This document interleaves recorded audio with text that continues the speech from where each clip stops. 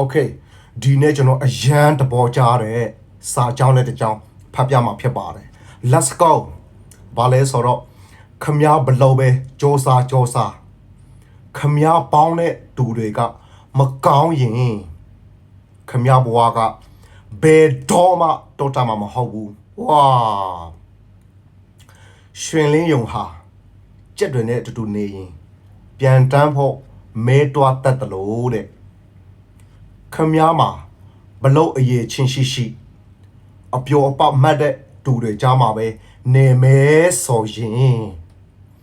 ခမည်းရဲ့အိမ်မက်တွေပျောက်ဆုံးသွားမယ်ခမည်းကိုမြေတောင်မြောက်ပေးမဲ့သူတွေကိုပဲအနားမှာထားပါတငယ်ချင်းအများကြီးရှိတာထက်ခမည်းကိုအရှိတ်ကိုတုံးပိုးပေးမဲ့သူအနှဲငယ်ရှိတာကမှပေါ်တန်ဖို့ရှိတယ်ဝါအရန်ကြိုက်တယ်ဒီစာသား